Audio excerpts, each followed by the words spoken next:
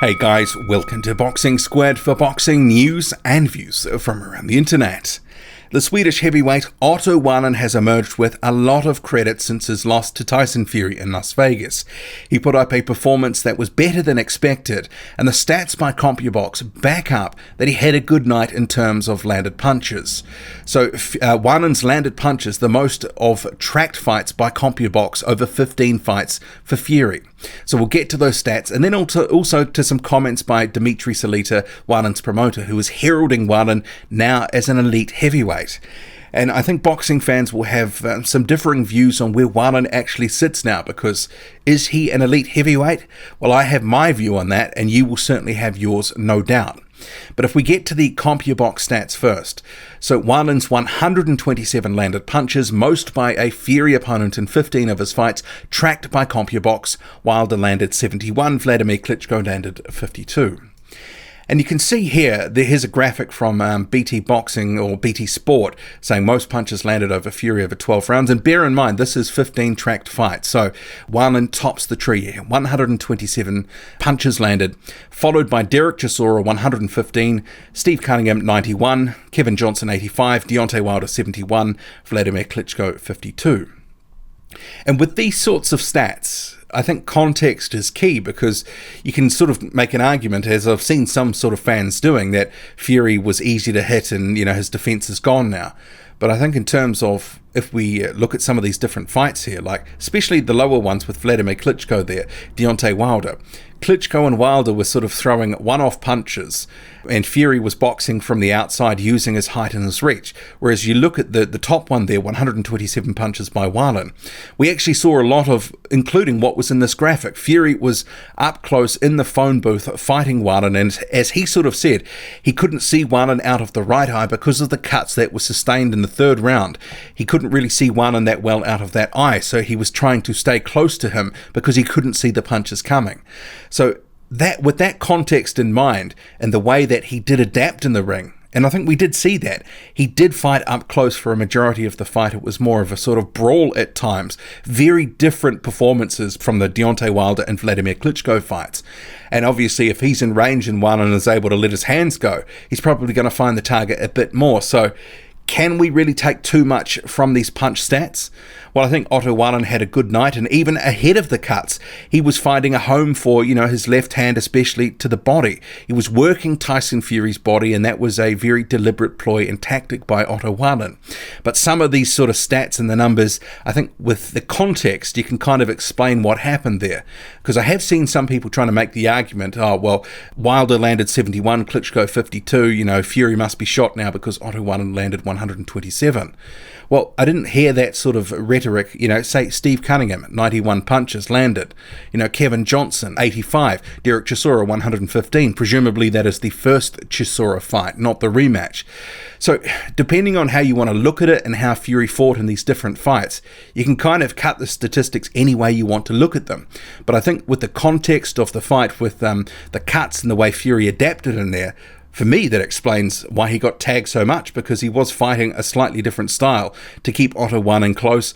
And if you actually look at the other side of the coin, and here's the punch stats from the night, this is a screen graphic.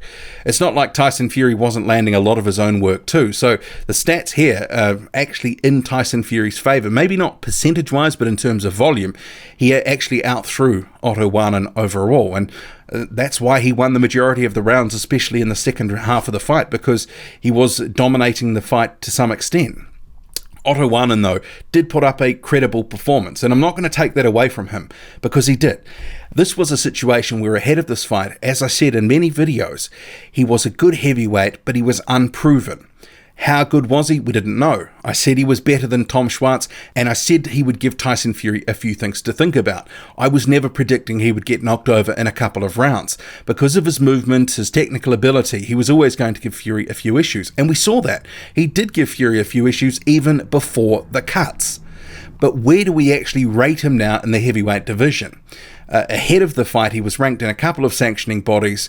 Obviously, he didn't win the fight. And if he had won that fight, we could have the conversation, where do we rank him? Is he a top 20 fighter now?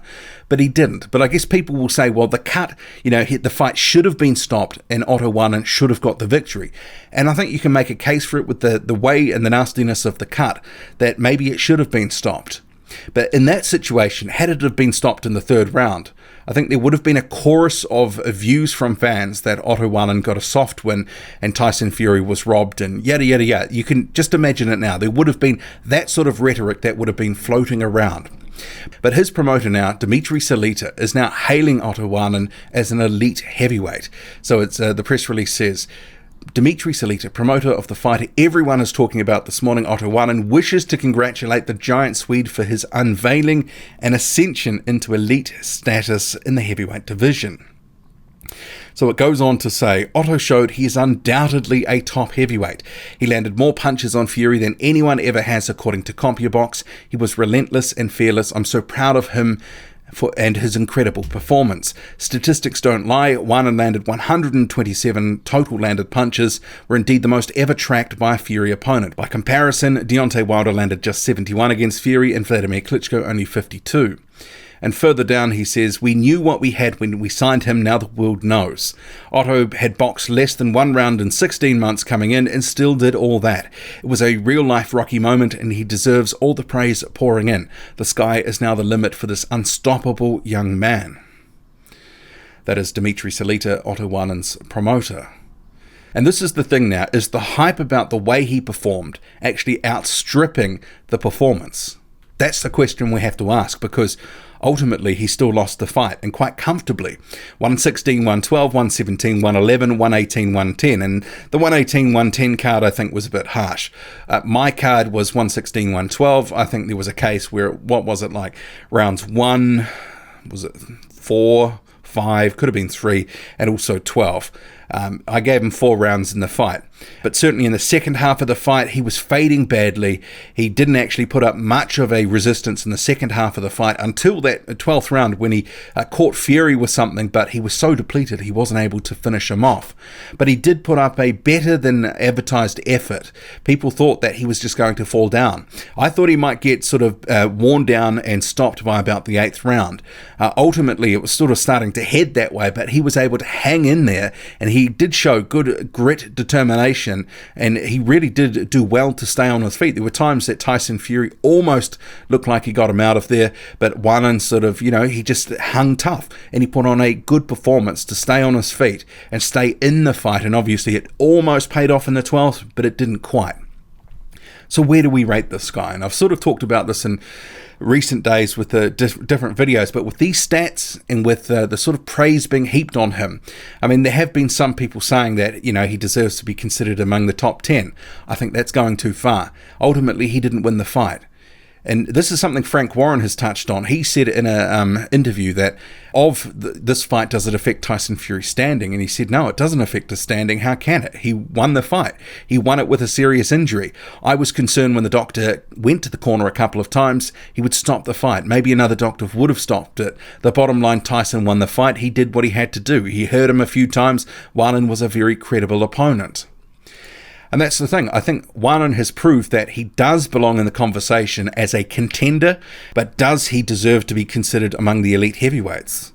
I would argue no, because he hasn't got any really wins of note on his career beyond Adrian Granat, which was a domestic level fight. That is still his best win on his record. Just because, you put up a good effort against a good fighter doesn't all of a sudden make you an elite fighter yourself. If he'd have beaten Tyson Fury and say, put aside the cut there, but if he'd have gone in there beaten Tyson Fury, I think people would have said, yeah, this guy is the goods. We could consider him maybe a top 10 or a top 20 fighter. At this point, I would consider him at about top 30 level. And that was where I had him before the fight. I knew he was better than Tom Schwartz. How much better, we didn't know. He hadn't done enough to prove where his level was at. But ultimately, he didn't win the fight.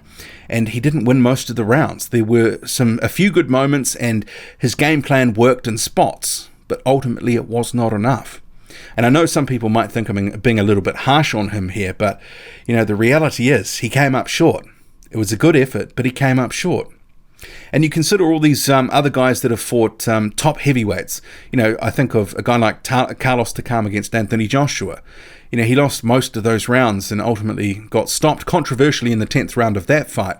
But no one was considering him a top 10 fight off the back of that effort. Or you consider some of these guys that gave Deontay Wilder issues earlier in his championship career. I mean, Johan Duhaupas won, 11 rounds with Deontay Wilder. He was never dropped to the canvas. He put up a, gritty, credible effort. No one was saying he was a top 10 opponent after that. And that's the thing here. I mean, how much credit can you really give for this sort of losing effort if he's coming up short? Can you really call him elite? I would argue no. Please tell me why you think he should be regarded elite. I'm interested to know if you really think he is an elite fighter. And if he is top 10, where is he in the top 10 and who is he better than? That's the thing. I mean, if you put Wallin up against a number of the top 20, he would give them some good fights, but I still think he would come up short against many of the top 20. Just my view. Drop a comment, loud and often. Hit like, hit subscribe. Follow me on Twitter, boxing_squared. I'm out.